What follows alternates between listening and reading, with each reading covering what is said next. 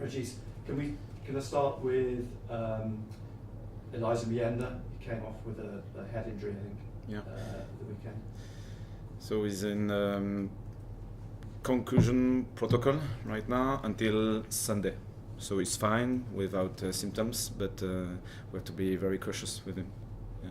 A little bit like Trey Hume, you're getting an opportunity to rest him without having to tell him he's going to get a rest. It's easier for me. In terms of players coming back, I'll go through them one by one. It's probably easiest. Romain Mundle, is he close to being involved over these next two games, or are you leaving it till the playoffs? The week before the playoffs, we'll have Romain, probably one or two more, but we need to wait. And for Ballard, it will be for next Sunday, will be available, and Dennis will be on the bench for, I hope, 25, 30, 35 minutes at the end of the game. Jensen Seelt, is he? Yeah, available now. Yeah. Agili say? Same protocol as Romain Mundle, same target, and probably the other one should be Jan Povida around the 5th of May.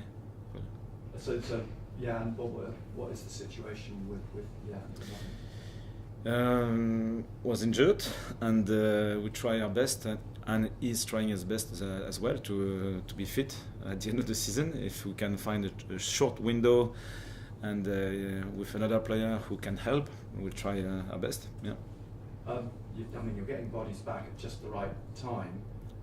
You talked about Niall Huggins a couple of weeks ago, possibly being involved in the playoffs but on the bench. Whereabouts is Niall at the moment in the scheme of things? He trains with the team, but after probably 12 months now, obviously the connection with the game, his references, he needs time. So he's a good guy, good footballer, but with 12 months away from the competition, it's tough to recover your level. But we don't know, he's really positive, and it's still helpful to have this kind of players, because he's a good teammate, and we don't know what will happen. I mean, nice for you to have this problem of lots of players coming back, because we've talked so often about strength and depth recently, especially. Another positive was Joe Anderson on Monday, who I thought had actually not a bad game, coming in fresh to play left back. Yeah, absolutely. This period was useful because it gave some opportunities for players who were not really involved at the beginning of the season, and they showed good qualities, and it shows that they were connected, they trained properly, and they understood the way we wanted to play. So when you have this opportunity, you are not surprised, and it was positive for Joe as well.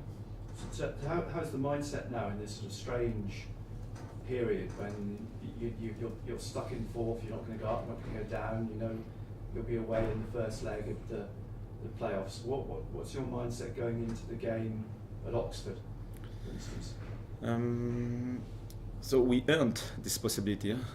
So proud of the team, proud of the squad, because it's a big achievement, and at the same time with the core of the squad, we knew before that it was really important to go through this phase, the playoffs, to have as many players as possible available and fit. So this period was a little bit unusual, a little bit strange, I don't know, but it was a good opportunity for us to refresh our players, and now through these two last games, with one game per week, I think we'll have a different dynamic.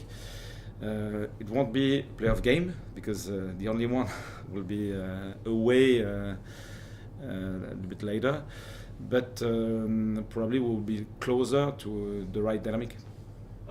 You said last week after the game that you thought it would be a stronger team against Oxford.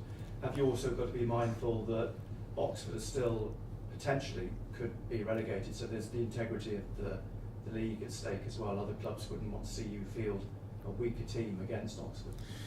Yeah, that's true. I think we so far we respected the league, and even with a different squad, we played at 100% of our capacity. So I think it's the case for many teams in the league. With 46 games, you can't play with the same starting 11, so you have to manage the squad, and it will be the case at Oxford.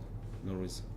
Have the last few weeks been useful for you in terms of what you may have learned from some of the players who have come in?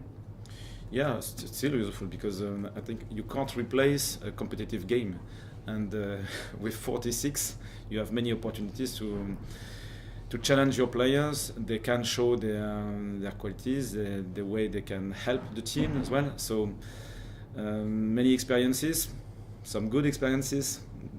I don't know if it's bad experiences, but negative emotionally maybe sometimes, and both are useful. And at the end, that will have the best knowledge of the game model, the best knowledge of all the players available, how they can contribute to the output of the squad, and we will be ready. In your head, do you know your first choice 11 for the playoffs, or is it a little bit a case of horses for courses, over two legs especially?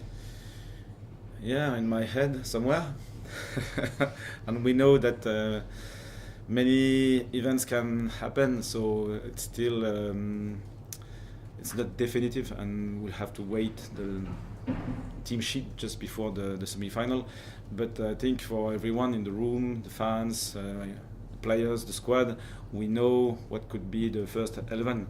But after that, you have injuries, you have players fit or not. I think we'll be close to our best 11, but we don't know. Oxford at the weekend, strangely, their last 10, 12 games, they've lost every other game.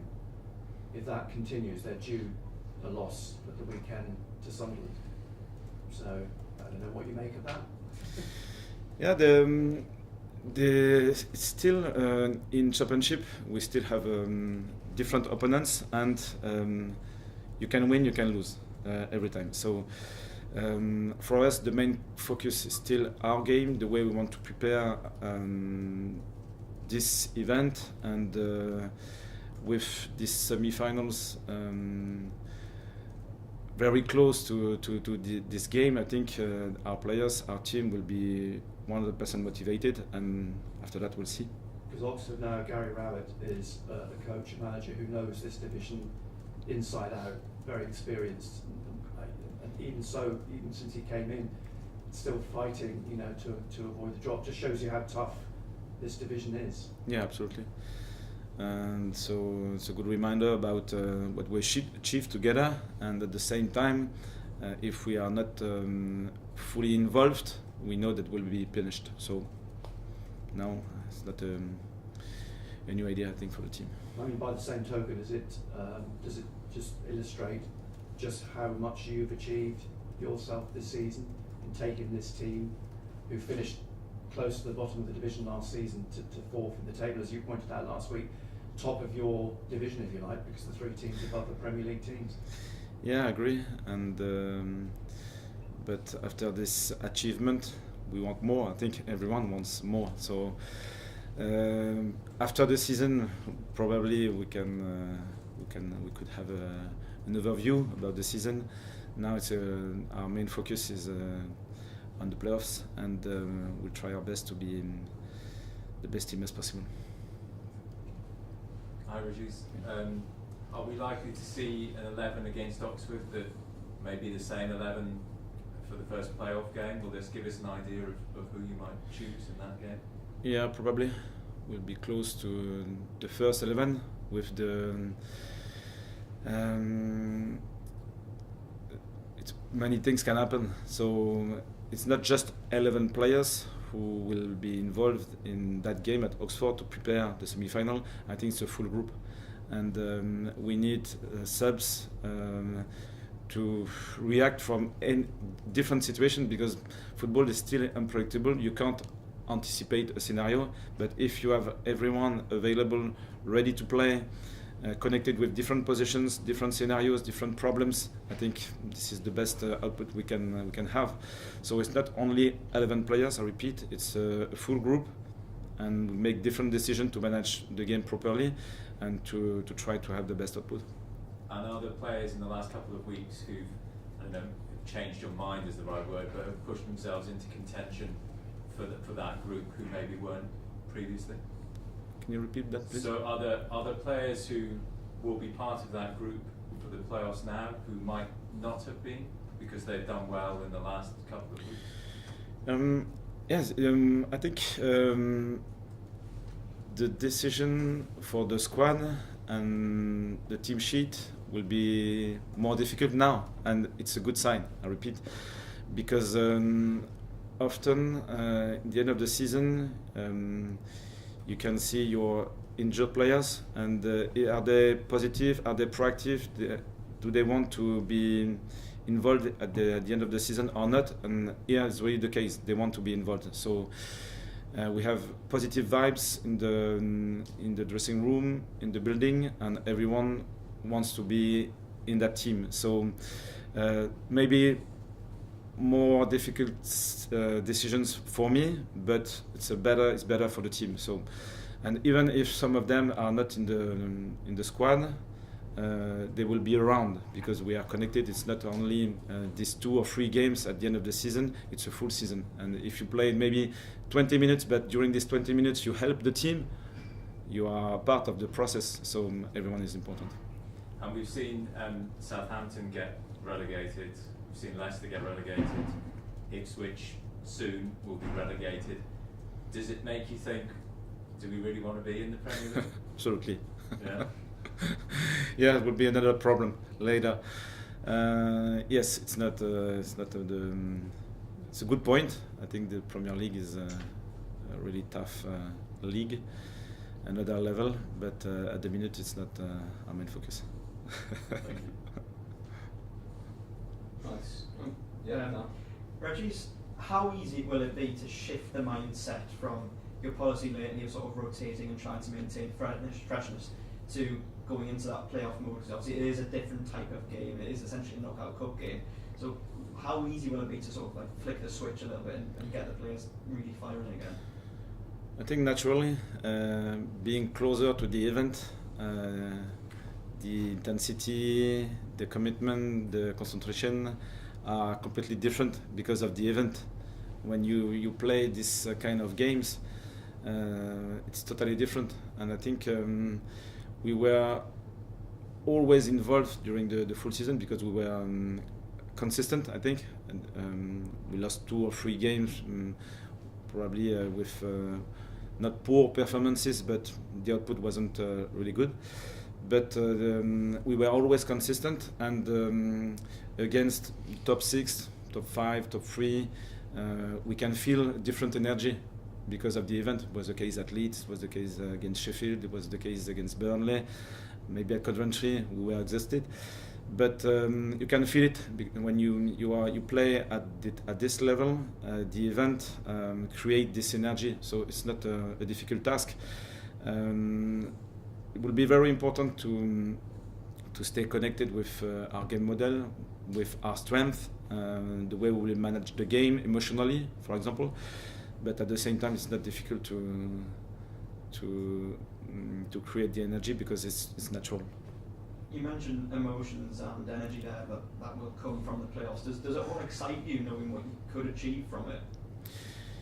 Yeah, we want to stay focused on the game because if you think about the future, I think it's not the right behavior because you can anticipate mistakes, you can anticipate errors or achievements, but if you are not connected with the reality, I think you can be disturbed. So the main focus is about the game, the way we want to solve problems, the way we want size opportunities, and that's it, nothing else. Obviously, you just said that you don't want to look too far ahead in the future, but is Sunderland a Premier League club in waiting? I think so, but we have to deserve the promotion, and it will be tough for sure because we'll have 4 teams in these playoffs, and these teams will be motivated 100%. So no gifts. Thank you. Yeah. Next cameras up, please, guys. Phil.